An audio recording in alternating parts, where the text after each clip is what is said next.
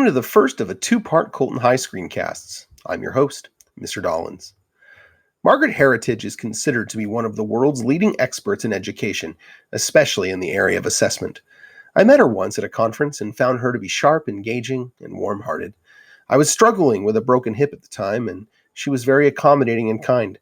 It's that sort of open heart mixed with her gifted intellect that has made her a sought-after consultant in the assessment field. Here's a snip of her ideas about assessment. One of the points that Aida and I make is that quality instruction needs to be contingent. And by that, we mean that teachers need to be responding to who the students are, what they bring to the school context with them, and also to be able to be adaptive and nimble in their teaching in response to the particular language and content needs that children are manifesting in real time. So as they're learning, teachers need to be conscious of what they're learning, how their learning is evolving, so they can adapt instruction, they can be responsive and make sure that they're meeting the needs of the wide range of learners they will have in their classrooms. Ms. Heritage is talking here about formative assessment. She says it needs to be adaptive and nimble in response to the language and content needs children are having in real time, calling it contingent or going alongside with the instruction. Since the establishment of the Common Core State Standards, the push for more proactive formative assessment has been getting stronger, and we have seen a rise in EdTech designed to provide formative opportunities. On this screencast, we've already looked into a few of these, like Flipgrid, Socrative, Padlet, and Newsela. There are lots of formative assessment apps out there. One of my favorites is EdPuzzle. EdPuzzle is designed around the premise that you can turn any video you find into a formative lesson by adding assessments along the way to gauge student learning. This episode of Colton High Screencasts is the first of two parts. In this part, we'll be looking at how to use EdPuzzle to create formative assessment opportunities with their library of videos. In the second part, we'll look at how to create our own video and assessments. So, let's get started. As usual, let's begin by assuming you've already gone through the account creation process with EdPuzzle. It only takes a couple minutes. I can wait until you return, provided you hit the pause button. When entering EdPuzzle, it will always prompt you with the question as to whether or not you are a teacher or a student. Answer carefully, and then use your Google single sign-on button to enter the site. You will be whisked away to your content screen. Before we dive in, however, let's get familiar with the layout of the site. Along the top row is the EdPuzzle logo, which takes you back to this screen from anywhere in the site, a search bar in the event you want specific content, and then the Content, Gradebook, and My Classes buttons. By clicking on My Classes, you can import classes from your Google Classroom. Simply click on the Google Classroom link, and then select the classes you wish to import. For the sake of sanity, please only add classes you are managing, not ones you are only added to as a co-teacher for informational purposes. Once you've selected your classes, import them. They will populate in your left sidebar, and you are ready to add assignments and give grades. Now, let's go back to the My Content page and create an assignment from EdPuzzle's curriculum collection. As you can see on the menu, you also have access to videos by other teachers at your school, provided you gave your school information during sign-up. This is extremely valuable in the event you are involved with a highly collaborative team. As you can see here, members of the 9th grade team at my high school have been creating some video content for Romeo and Juliet, which they are sharing with one another. If I want to look for other content in EdPuzzle with which to share, I can dive into the curriculum section of the site by clicking on that menu option. The curriculum section is a labyrinth of folders and files. Start by selecting your academic level and then your subject matter. As you can see here, selecting ELA has led me to a list of subcategories within my own subject. I'm looking for Shakespeare stuff, so I'm going to select literature here. Now we have to choose another option, and I'm going to check on the book units, even though Romeo and Juliet is a play. It makes more sense as a whole book. And voila, it turns out I got lucky. Here's Shakespeare. Let me pick Romeo and Juliet, and it finally takes me to the end of the path with these 3 videos. The first is the one I want to look at. By the looks of it, it comes from John Green's Crash Course series, Those are great energetic overviews. So let's look at how we can make this video our own.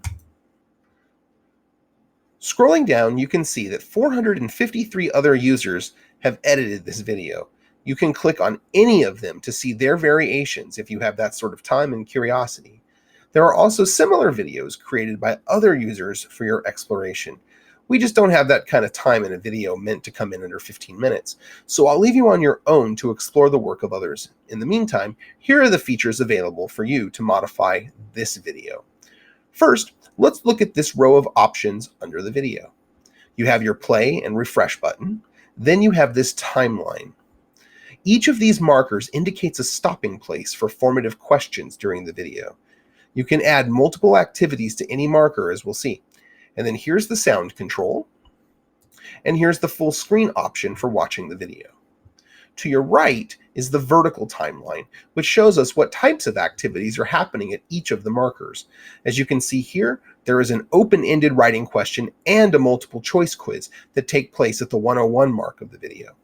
Underneath the timeline are the global management controls. You can choose to edit this video by clicking Edit, make a copy of it for your content page, assign it to your students as is, and share it with your colleagues. So let's do some editing. Clicking on Edit takes you to this window, which gives you lots of control over the video before you assign it. At the top of the screen, you can change the video title by clicking on the Edit icon. Right here atop the video, you see that you have options to cut the video, which allows you to show your students what you want them to see, add voiceover audio to provide additional instructions and/or teaching, and create questions for student engagement as they watch. To cut the video, you can either drag the positional marker to the spot you want to make your cut, or you can type in the exact minute marker that you want. So I'm going to go to the 1 minute and 2 second mark and then click Add Cut. You have now created a splice in the video. You can undo this by clicking Undo or Reset at any time. Reset will take you back to the video as it was at the very beginning. You can get rid of a section by grabbing a corner of the video and pulling it toward the main video section. If you are deleting any activities, you will be asked if you want to continue. To look at questions and then edit them, click on the markers. That will take you to this editing screen. Click on the Edit icon, and you will get an embedded text box for you to make changes to the question. Cancel and save as you like. These 2 dots here indicate the 2 activities assigned to this marker. Clicking on the second dot takes us to the multiple choice question. Selecting the edit icon also opens the question editing feature. If you wish to add any additional questions or notes to this section, you can click on these icons down in the lower right corner. To add questions, click on the Questions tab and select the type of question you wish to add. You have 3 options: multiple choice, open-ended, and notes, which are just instructional moments. I want to add a note to the beginning of this video for students. I can do this via written or audio forms. Here is my written note to go at the front of the video. Then I click Save. As you can see over here in the left-hand side, you will notice that the note has now been added to the 0.0 marker on the video. So this should be the first thing the students see as the video begins. Once you have made your edit, click Finish. This will return you to the main video screen where you can assign it to your classes. To do that, click Assign. Then select the classes for which you want to give the assignment. Determine your start and due date, and double check your settings.